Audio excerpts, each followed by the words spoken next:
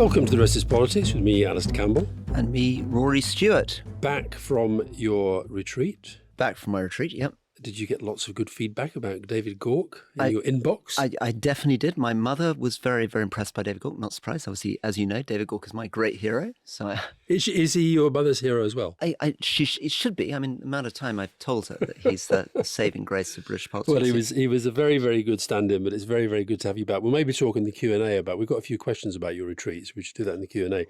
Yeah. Look, today we're going to talk about the infected blood scandal, which is absolutely horrific. I want to talk about MPs and mental health. I think on the day you got back, there was a very good Radio 4 documentary about that, which I think you would have found interesting had you been able to listen to it in your retreat. Then lots going on in relation to Iran, with this helicopter crash in which the president and the foreign minister have died, and also Israel. First signs of really quite deep cabinet splits, and then into the mix, this report by the International Criminal Court prosecutor suggesting that not just the leaders of Hamas, but the leaders of Israel as well could be indicted for war crimes. And then also I think we should have a little chat about the Mexico presidential election, which is, I think, the first of the big elections in June, but probably worth getting in ahead of the game on that one. So listen, on the infected blood scandal, I'm digging through the research on this, Rory. I discovered a question in Parliament in 2015 by none other than the Right Honourable Rory Stewart. So this is almost a decade ago. One of the most disturbing scandals has been the infection of thousands of people across the nation with HIV and hepatitis C through contaminated blood. Today, Lord Penrose publishes a report that follows nearly 25 years of campaigning by members on both sides of the House to address the scandal. Will the Prime Minister, as the last act of his government, ensure there is a full apology, transparent publication, and above all, proper compensation for the families terribly affected by this scandal? And David Cameron goes on to say yes to all three. And yet, yesterday, we had his successor, Rishi Sunak, standing up and issuing what essentially was an apology on behalf of the state. But it just underlines, your question underlines, I mean, you were talking there about decades of campaigning. Sunak talked in his statement about Diana Johnson, the Labour MP, who's been on this, banging on about this ever since she's been in Parliament, really. So what did you make of yesterday, and what are your memories of the debate when you're an MP?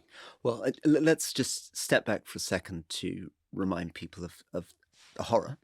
So from the 1970s onwards, so for 50 years, the people who've had blood disorders have been receiving transfusions or plasma through the NHS. And since the 1970s, for almost 50 years, a lot of this has been imported from the US and Austria particularly. And it turned out that it was infected. So people were having injected into their bodies, people who needed blood disorders, found themselves injected with blood that contained hepatitis A, hepatitis B, hepatitis C. And it went on and on and on and on. And the evidence of what was happening was pretty clear well over 40 years ago. You were beginning to see the first clear signs that people had got AIDS, had got Hep A, had got Hep B, had got what we now know as Hep C, what was then, I think, called non-Hep A, non-Hep B virus. And there was the most colossal combination of arrogance, cover-up, incompetence, and insults to these people. So, I mean, if anybody wants to, we're often very nostalgic for the governments of the past. We often talk about the idea that somehow everything went wrong with Boris Johnson and that before then it was all lovely. Basically, our governments in the 70s, in the 80s, and the 90s, and the 2000s continued to participate in the most monumental, consistent injustice. And there's so many things that could have been done. We could have been much more careful about the blood we brought into the country. We could have developed our own blood banks properly in the United Kingdom, so we didn't need to import blood. We could have had proper screening of the blood we put in. We could have made sure that sometimes people who need to be given blood, who are given blood, we could have followed up much more quickly when we heard that there were bad cases. We did none of those things. It was a very interesting interview yesterday. This just underlined how far back it goes. So David Owen, most people know David Owen as one of the founders of the SDP, Social Democratic Party, and also as Foreign Secretary, but he was also a health minister. And he was talking about how he, as health minister, had tried to set up one of the things you just mentioned, which was our own blood supplies, our own plasma. And this is in the 1970s, wasn't it? This was in the 1970s, yeah, when he was health minister. And it's interesting, this thing, because what Brian Langstaff in his report, and I don't think I've ever seen a report which has led to a standing ovation and it was almost like watching a rally at points. They were clapping when he really came out with a strong point. They were clapping, they got a standing ovation at the end. And then I think led to this moment in Parliament. And I did feel watching Rishi Sunak, I thought he did I thought his statement was very, very well measured and very, very well judged, and as was Keir Starmer's reply.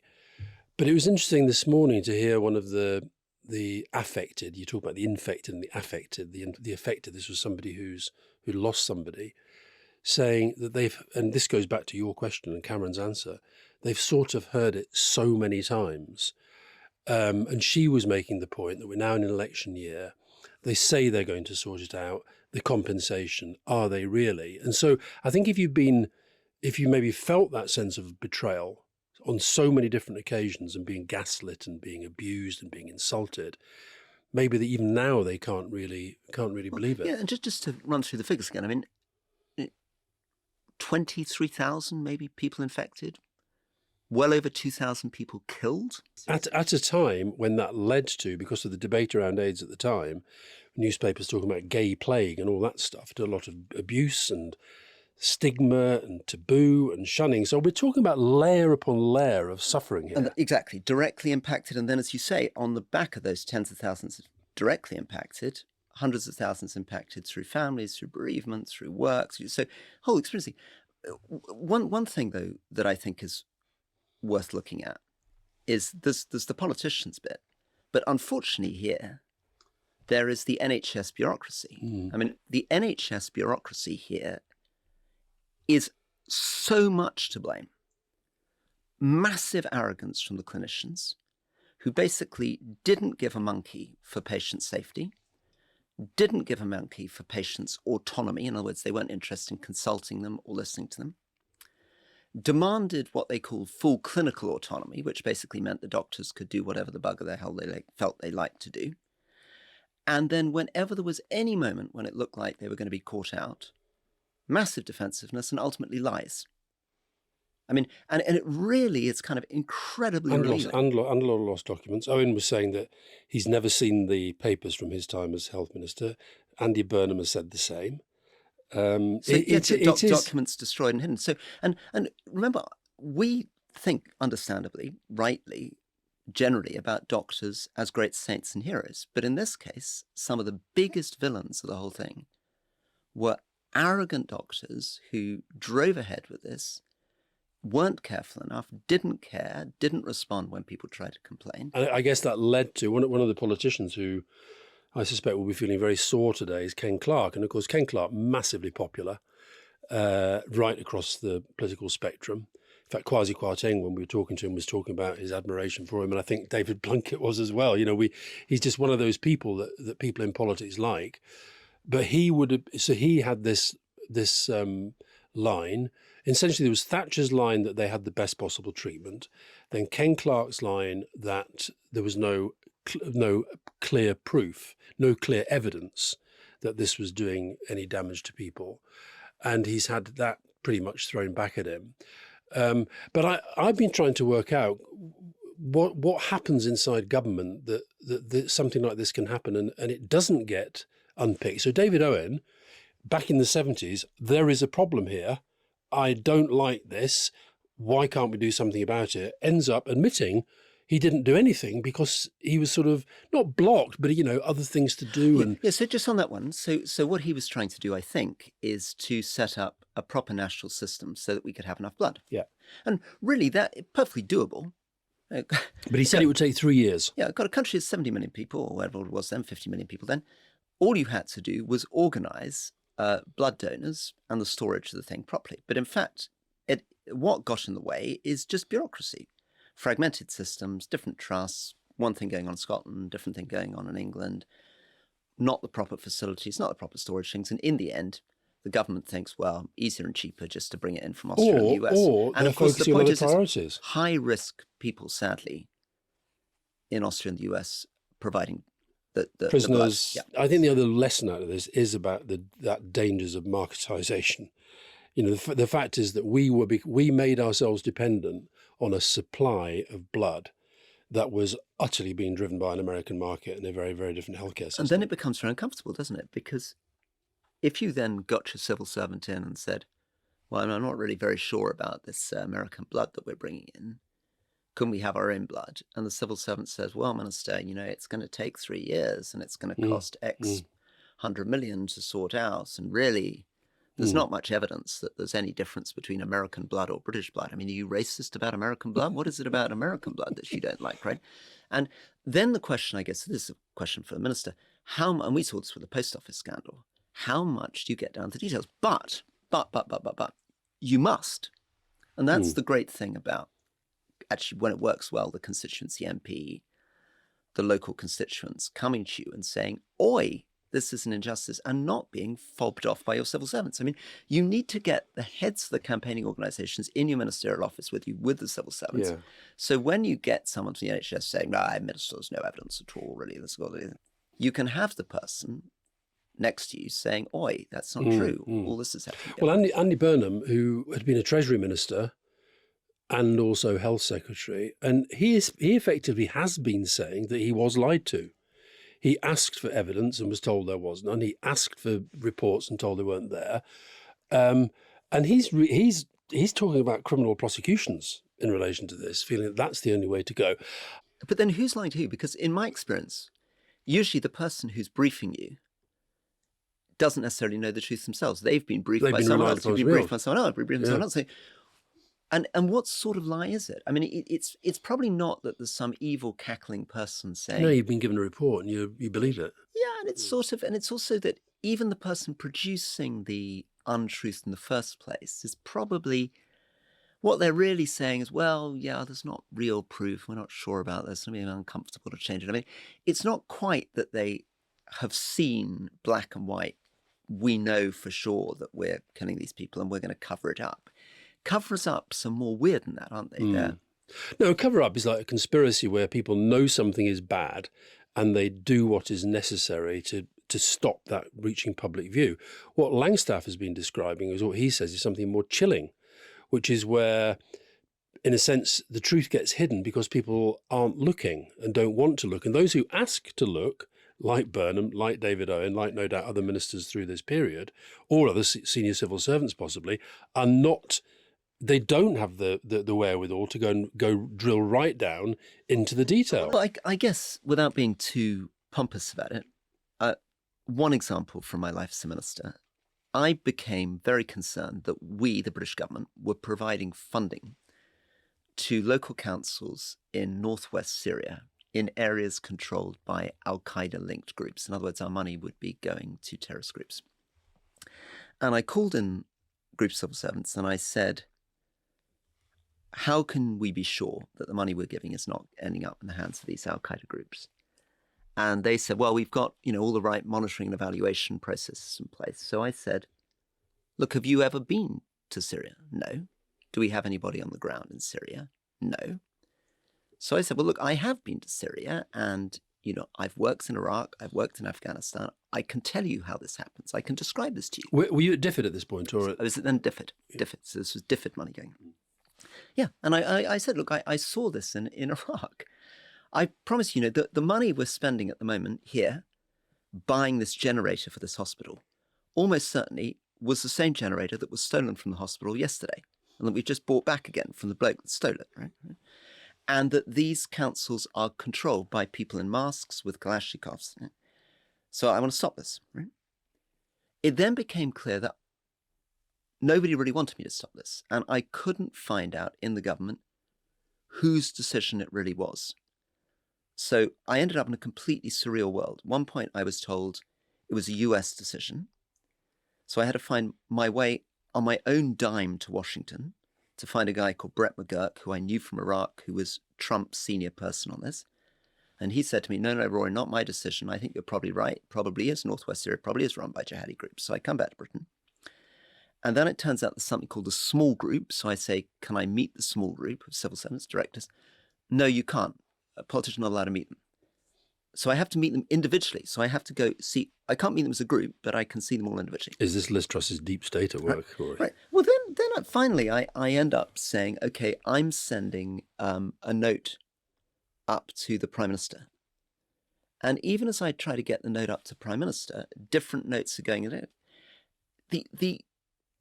In the end, the whole thing only stopped 5 months in because finally a YouTube video was released showing one of the people who received money from us on a platform with an Al-Qaeda guy with an Al-Qaeda flag. Mm. But even when that happened, they just came in and said, okay, Minister, we're shutting down the program. But there was no acknowledgement that I'd been right, no acknowledgement that they'd been wrong. Did you end up assuming, as I do, listening to your story, that within that, the security services or the special forces were running some kind of asset that they didn't particularly want to have you meddling with? No, my conclusion was that the ambassador responsible for Syria wanted to be nice to the Syrian opposition groups by providing support for them and didn't want to look too closely at the allegation these opposition groups might be connected with Al-Qaeda. And basically they thought ministers can bugger off. He's not a specialist. The ambassador wants to do this. I mean, I found this again and again. I mean, even on Afghanistan, where I did feel I knew a little bit more about Afghanistan than the civil servants were briefing me, many of whom had not been to Afghanistan, didn't speak an Afghan language, hadn't lived in Afghanistan. Even then, basically, the assumption is the minister cannot know more than the civil servants. The job of the civil servants is to know more than the minister. And the minister can sort of say yes or no, but if you really try to dig deep, you get accused of bullying, you get accused of harassment, you get accused of... I mean, it's a very uncomfortable situation. And I can understand why the civil servants feel like that, right? Because ministers are recycled all the time. Most of us have no idea what we're doing. You can't cope with a system where every year you have a new idea come, a new minister. But boy, oh boy, if you really want to get to the bottom of something, and I could give, the whole book is sort of, I cut out maybe 45 examples of this because Shoshana reading it was like, Rory, we do not need the story of you trying to stop the program in Yemen and the story of you trying to stop the police funding in Afghanistan and, Well, Rory, having written 8 volumes, you could always have a follow-up.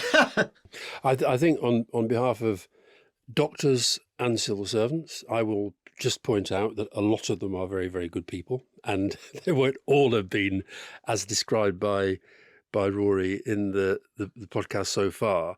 But there is something really systemic about this, because the fact is, just in recent times, Grenfell, you get the feeling that terrible things happen. People say that everything's going to be done, and then is it all done? Hillsborough, I mean, it's literally decades of people fighting for things that should have been available to them right from the word go. Bloody Sunday? Bloody Sunday, another one, yeah. I think that, and interestingly, yesterday... Post office that we've done. Oh, post office is an absolute classic of its kind. But I was yesterday sort of ringing around people that I worked with in Number 10, just to get a feeling, like, for example, one of our researchers who used to prepare Tony Blair for Prime Minister's Questions, how often did this come up? Couldn't remember it. Couldn't remember even if it did. I've been trying to rack my brains as to whether it ever came up at one of my briefings. And it may have done, and there may be a transcript somewhere that it did, but I don't recall it as something that was coming in the whole time like a big thing. And of course, what's happened now is it's almost like a dam has burst.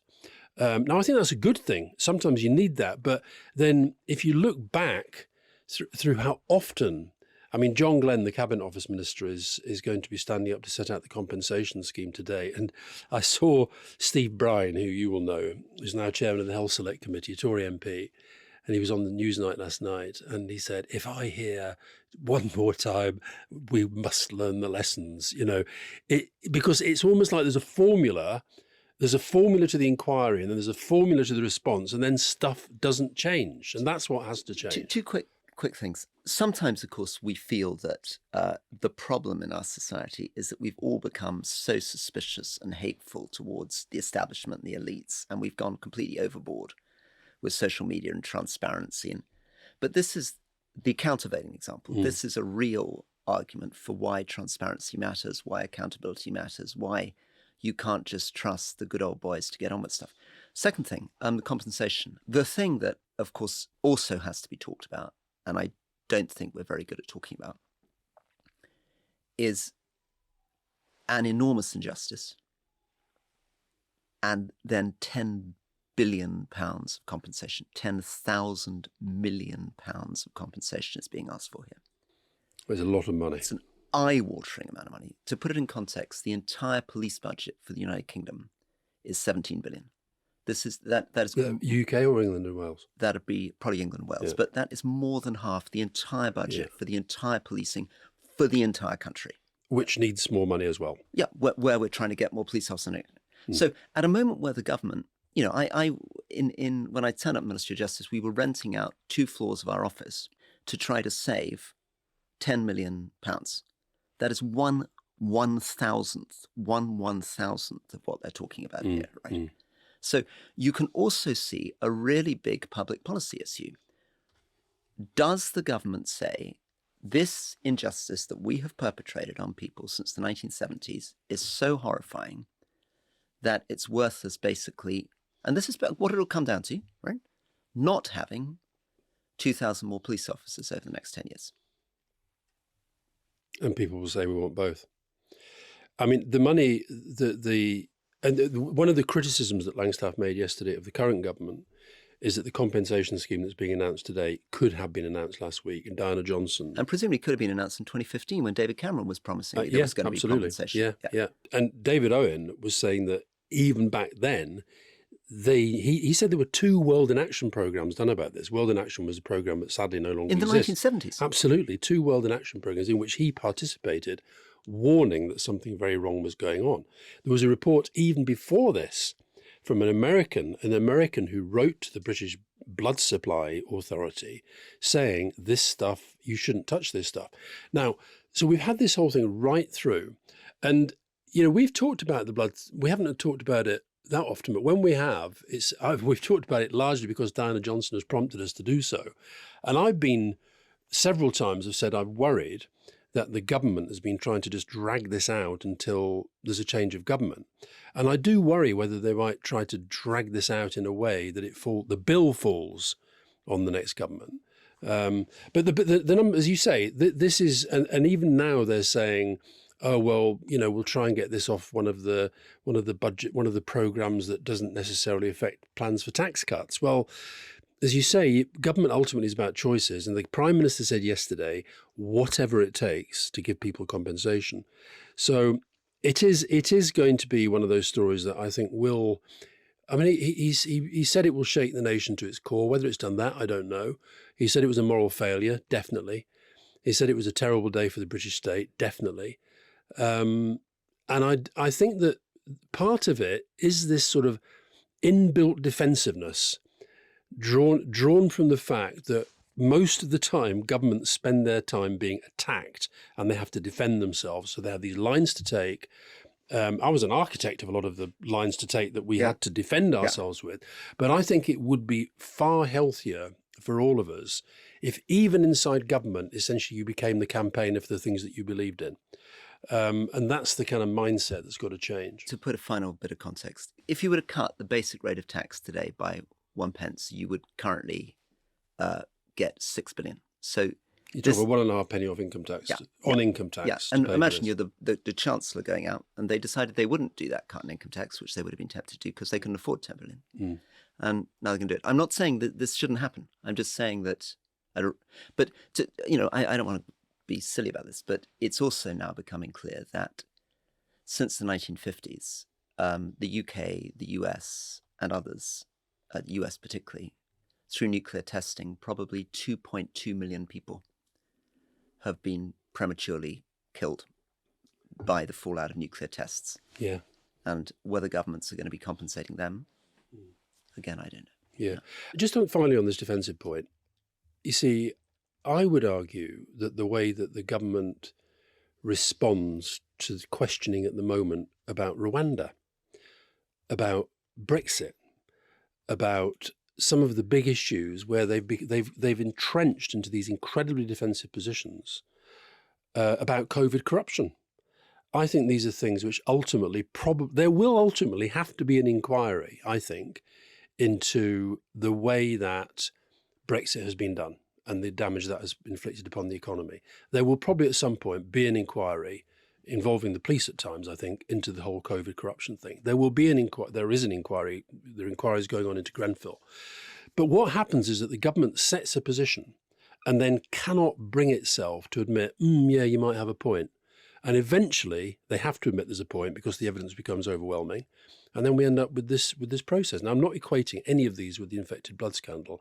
I'm simply saying that for all the fine words yesterday, it's the mindset that has to change. Well, because there's not much incentive, is there, for the government to announce an investigation into itself ever? Yeah, but there's always an incentive, I think. I think the public are far more tolerant and forgiving of governments that get to the right place, even if it takes a bit of time, even in this crazy social media here and now world. So I think it's the mindset that needs to change, both of ministers and of civil servants.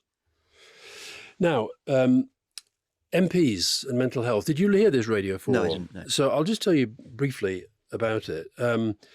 It was on a half hour. It was presented by a woman called Jennifer Nadel, who co-founded Compassion in Politics. So she's coming from a place that says, a bit like your book does, that politics is a bit of a sort of laboratory for mental ill health. Had some very moving interviews. A guy called Elliot Colburn, who I don't know, who talked about a time when he was actively suicidal, and talked about he was 28 when he was elected. He's now in his early 30s. Made the point, which I thought was really interesting. He says that the public look at MPs and don't imagine that they've actually allowed human emotions like the rest of them. He said when he finally spoke about it in the Commons, he got a really warm response. Keir Starmer went over to him. Rishi Sunak called him in. But then he said privately, 8 MPs came to him and said they had been in exactly the same position, but none of them felt able to say so publicly. And we have talked about it before, haven't we? I mean, I talked about the fact that there was a member of Parliament who, when I came in, threw himself under a train. Yep. And wasn't particularly reported at the time. Part of it is that I think there are many things that make people deeply, deeply unhappy. But for me, the big thing is that the whole job is a sort of fraud. And when you're a minister, you are pretending, in my case, that you are a full-time constituency MP in Cumbria, that you're a full-time legislator voting in Parliament 350 miles south, and you're also a minister responsible for programs in Pakistan, Nigeria, abroad, right? And it's a lie, right? And my goodness, in the world of social media, your constituents are very good at saying, oi, I've noticed it's 6 days since you were up in Penrith. Why weren't you up, opening the hospice, right? And at the same time, other people, I noticed you missed the vote on, could be a really important thing, could be contaminated. Why were you not in the contaminated blood vote? You know how much that matters to me. And at the same time, you're supposed to be visiting your program in Nigeria, right? So that's the first thing. Second thing is, of course, the portfolio itself. As you know, you're reshuffled in the modern world every year, but even if it's every 2 years. And most MPs don't know anything about their portfolio. It's complete nonsense. Come into something, you're made the China minister, never been to China in your life, standing up at the dispatch box, you're lying. I mean, it's a complete fraudulence. And people are saying, with the right honourable minister, confirmed that the latest investments in Chengdu province in China reveal the increasing corruption in the Chinese Communist Party. And you have to be like, I don't know what Chengdu province is. I don't know. And so there's You don't. You stand up and you read the line that's been given to you. Right. And you're pretending with your civil servants that you know what's going on. You're pretending with the public, and then you're taking responsibility. Minister, Who will take responsibility for what happened in Liverpool prison? Oh, I take responsibility. Well, sort of yes, but also there's a sort of arrogance and madness. I don't know, really, did I do what happened? I mean, so the whole thing is not normal. There was an interview with somebody who had been a minister recently, who didn't want to identify himself, and whose voice was somebody else read out his words, and he made a very similar point. He said that you come into Parliament, you've made all sorts of promises to your constituents, you have no real capacity to get much done as a backbencher. You then go in to be a minister, which he was, and he said he found that those same frustrations, and he ended up having a breakdown. And so he talked about that. We had Kim Ledbetter, sister of Joe Cox, talking about, who followed, Joe Cox was murdered. Kim followed her into the seat, and talking about just how, again, this is the theme of your book, just about how kind of crazy the place is, and how, but also that all of them talking about how social media has made a difference in terms of volume of work, but also abuse and how that affects them. And sometimes it's like related to specific policy outcomes. So the Welsh Transport Minister, Lee Waters, was the guy who brought in the 20-mile-an-hour speed limits in Wales, which had become incredibly unpopular. And he spoke on the programme just about the level of abuse and online hatred that he was getting, and how it really, really started to affect him very, very badly. And both he and Kim Ledbetter made the point that if we're not careful, the sense of the life of a politician is going to become so relentlessly negative that nobody in their right mind is going to want to be a politician. That is dangerous. It was quite moving at points. Anne Milton, the former mental health minister, she spoke. She said she'd been in the Whip's office, and she could see how the Whip's office actually was a kind of a negative impact upon the mental well-being of MPs. But as you said in the interview we did with Kwasi Kwarteng, say to the public, "Oh, woe is me, I'm an MP and my mental health's a bit wobbly." The public's just not going to be very, very sympathetic. I think if more of them talked about it, though, they would be. I think that the MPs as a whole, I think a new generation of MP has to come in and be more open about this stuff. Yeah, that's I think the public can be sympathetic for a bit, but then as soon as something goes wrong, I'll be pretty angry again. Yeah. Mm. So, Rory, what about Bibi? Well, okay, so there are two things on Israel. One of them is some splits within the Israeli cabinet, which we can talk to. The second thing is that the prosecutor of the International Criminal Court has now issued an indictment against the Hamas leadership, but also against Netanyahu, the Israeli Prime Minister, and the Defense Minister. And this is big news.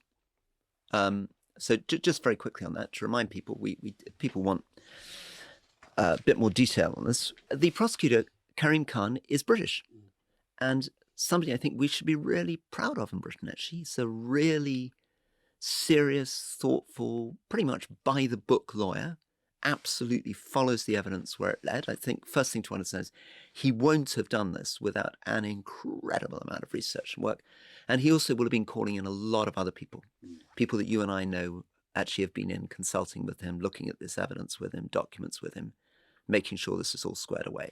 So he will have put forward something that he's pretty confident about. It's now going to go forward to another panel of judges, but the chances are overwhelmingly that they will approve that it moves forward. It's a prima facie case for investigation. We studied the ICJ ruling on genocide earlier, and at the time we explained the difference between the International Court of Justice, which did the genocide ruling, and this thing, which is the ICC, International Criminal Court. It's a court which Israel is not a signatory to. And nor is the US. And nor is the US. We are. But 123 countries are. The whole of the European Union is. Britain is. And this means that if the Israeli Prime Minister or the Defense Minister were to visit our countries, we are under an immediate obligation to arrest them and deliver them to the International Criminal Court. This will mean that they will be unable to visit most of the countries in the developed world now. I don't know if you saw Karim Khan's presentation. He had two of his colleagues behind him, and we should put the picture in the show notes, because they looked brutally serious. It looked like the most terrifying episode of The Apprentice that there has ever been. But and I think what the attack upon him, and it's been quite personal, from Israel and from Netanyahu in particular essentially is, how dare you imply moral equivalence between us and the genocidal murderers of Hamas? That's what he's, the genocidal terrorists of Hamas. And of course, what he is doing is, having been asked to do it, is taking the two sides from essentially the same set of events. But it is not moral equivalence, because he's not saying they're charged, he wants to charge them with the same things, the different things. Yeah. So, for example, the Hamas leadership, he wants to charge them with crimes against humanity, including rape, and other sexual offences used as instruments of war. With Israel, he wants them charged with using starvation as an instrument, starvation against the civilian population as an instrument of war. These are different things. And you know, the point you're making, though, about what happens in these, we're seeing this is a consequence of populism undermining the institutions which hold them to account. I think the difficulty with having put the two together in the same presentation is it did give the Israelis that opening, and Hamas. They both said the same thing: how dare you put us in with them? And that has led, within the Israeli context, I think, possibly to this, for the short term, helping Netanyahu's political situation. And what would happen if could he have just sort of done it on the same day but split it into two indictments? I think he could have done that, or he could have actually split them up time-wise, but then that would have been very, very difficult. He probably just thought, look, I'm looking at both at the same time, therefore I'm going to present the case at the same time. And as you say, it's then up to a panel of judges. They're not judges, these people, they're prosecutors, advised by a panel. I mean, you really couldn't make it up that Amal Clooney is part of it, and Helena Kennedy, so these are people we know who have clear, you know, they're serious legal people. That's the point. And they've decided there's prima facie evidence. Now, this doesn't mean that these people are guilty, remember? Absolutely. All it's saying is that the prosecutor thinks that there's a case to be looked at, evidence to be heard, and a court should rule. And that nobody should be above the law. Now, another thing is, so firstly, defending international institutions. International Criminal Court, something we've been talking about since the 1930s, finally managed to set up. Yep. One of the great dreams since Nuremberg. So we should be supporting it. It's a great symbol of international law. It's outrageous that the Republican Party is talking about taking sanctions against the International Criminal Court. This is a crazy thing. But Biden has also been critical of this judgment. And Andrew Mitchell, speaking for the British government, a little divide opened up yesterday between the Conservatives and Labour, because Andrew Mitchell was a bit equivocal and just sort of disappointing and unhelpful and so forth, was David Lammy did a very, very strong, you know, do we believe in international law or don't we? So I think that the politics are tough on this. Now, remember that all Israel needs to do, because there's something called complementarity, is to start its own independent investigation. If it does, this whole thing falls aside. Happened many, many times before. Happened in El Salvador, happened elsewhere. If Israel's prepared to say, listen, we are completely innocent, but we're starting an internal Israeli process using Israeli law to investigate whether or not we are guilty of these things, the ICC will step aside. That's all that needs to happen. Yeah. Now, the other big news out of Israel in the last few days was Benny Gantz, who is not naturally a friend of Netanyahu's, but is part of the war cabinet. Yeah, and just to explain, so he, General, pretty much represented what's left of the kind of center right, I suppose, in Israeli politics now. There's not much of a left in Israeli politics, who only came into the cabinet following the October massacres and horror, and now saying, yes, that he wants to see a post-war reconstruction plan. Unless Netanyahu starts to focus upon the day after and what governance for Gaza will exist post any military operation, then he's going to pull the plug. And that's quite an admission that 7 months in, he's implying that the Prime Minister is simply not focusing at all. Well, if you follow the Israeli media, you particularly those parts of the media still critical of Netanyahu, there seems to be a sort of drumbeat from the military saying they don't know what the long-term strategy is. And the other thing that's coming out from the Americans... Just quickly, I mean, it's inconceivable what the strategy is. I mean, it just doesn't make sense. I mean, I was talking to some senior special forces officers who were saying, if they were teaching in staff college and a student had presented this military plan that Netanyahu is doing in Gaza, they would have failed the course. It doesn't make any sense. I mean, it's not getting the hostages back. Has completely failed in terms of getting hostages back. It's not eliminating Hamas and making it possible to come back. I mean, what is it doing? What's the point of it? Well, no, it's eliminated parts of Hamas. Other parts of Hamas have simply moved. So now, having done the north, they've now focused on the south, and now they're popping up again in the north. And of course, this is what a lot of people said. You can't sort of obliterate an ideology. But I think that the other thing that's coming out of the States is, and I think this must be what Jake Sullivan, Biden's security advisor, and Antony Blinken have been trying to get across to them. There's so many lessons. We talked in the discussion about infected blood, the whole thing about lessons learned, but there's so much kind of work done on post-conflict resolution, learning from past mistakes. You go through Somalia 92, Haiti 94, Bosnia, Kosovo, Afghanistan, Iraq 2003. And it's the Americans have been trying to get them to focus on some of these questions. And Netanyahu is so fixated upon, we are going to eliminate Hamas. It's almost as if to admit there is to be that discussion is to accept that battle is already won, when he's, of course, saying it's not. Yeah. And I mean, even with 7 months of preparation, post-conflict reconstruction tends to go wrong. I mean, the places where it's gone right, Bosnia and Kosovo, the exceptions, Iraq and Afghanistan, are kind of catastrophes. Haiti's been a catastrophe, right? So the chances are it's going to be a catastrophe. But you need to begin by working out what needs to be done. The entire infrastructure of Gaza needs to be rebuilt, the entire water supply, the electricity, the buildings. I mean, you're talking about $100 billion and upwards worth of investment would need to go into rebuilding. You'd need to work out how you rebuild every hospital, every school, how you get municipal services going. What is the interim government? Is it presumably Israel's not interested in it being a Hamas government, but how's the Palestinian Authority going to operate? Yeah, but this is why it goes back to politics in the end, because the hard right that Netanyahu is dependent on, Ben-Gvir and Smotrich, they see no role for the Palestinian Authority. The Americans are absolutely clear that there's got to be some sort of international operation in there, but it is going to have to include elements of the current Palestinian Authority. And so these are huge questions, but it strikes me that for his own internal political difficulties, Netanyahu feels unable properly to confront. And what I think Gantz is doing is basically calling time on that approach. But even because Yoav Gallant, the defence minister, is also part of this ICC case that's been put forward by the prosecution, this is what I meant when I said that I think for short term, this may have helped Netanyahu, because this has become the focus and it's caused so much anger amongst the Israeli cabinet. So Iran. Yeah.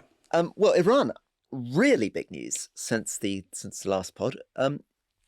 Ibrahim Raisi, president of Iran, that we've talked about a great deal, who was cleric, who was seen a bit in line as succession, potential future supreme leader, central to the regime really since the 1980s, was on his way back from a visit in Azerbaijan and his helicopter crashed. First very striking thing is the incredible self-discipline of the media in Iran, because Iran is absolutely the center for conspiracy theories. So what you would expect to happen immediately is people suggesting that Israel took down the helicopter or someone else took down the helicopter. But they actually, from the very beginning, played it very straight. This is weather, this is spare parts. Just went wrong. And sanctions meant we couldn't fix the helicopter. There's now going to be a period of mourning, and then there's going to be an election, which adds really in significant terms to our year of elections. We had these parliamentary elections in Iran just passed, where we talked about very, very low turnout. Very lowest ever, I think. And it's not, you'll hear people out there saying, doesn't really matter what happens. That's not true. Of course it's right that whoever comes through is likely to be from the more conservative side. But we've seen huge differences between people like Ahmadinejad, who you remember, and Ibrahim Raisi. And within these conservative factions, their connections to the Revolutionary Guard or not, their connections to the Supreme Leader or not, their views on sanctions, their views on the West, their views on Israel, their views on Syria, all of these things can change. And even though the president no longer controls everything, because foreign policy is now run by this Revolutionary Guard Corps. The Supreme Leader seems to be more and more involved in domestic stuff. I think it's going to be really critical and really worth watching. And thank goodness, at least as far as we can tell, it wasn't some other state that blew up that helicopter. Otherwise, we really would be in all hell. It was interesting to see who was first out of the traps to express condolences. It was Russia, China, Modi, Turkey. Then a couple of days later, Charles Michel from the on behalf of the European Union. We should have expressed condolences immediately. I'm not sure. Don't you think we should express condolences immediately? I'm not even sure that we did, or at any level. And I'm surprised that didn't fuel the. I think that's a bit odd. I would have thought, however, there was much, I think in the first 24 hours, much there you was nothing dislike from America your or enemy. Britain. When somebody's killed in a helicopter crash, you probably want to come out and express condolences to their family immediately, don't you? Well, I'm pretty sure that there was no such expression certainly within the first 24 hours, because I was kind of keeping tabs on who was coming out. But I think the other thing to say to people is that president, in all these elections we talk about this year, when we talk about president, we're usually talking about the person right at the top. But of course, in Iran, the person right at the top is Supreme Leader Ayatollah Khamenei. But this guy was very powerful, was a hardliner,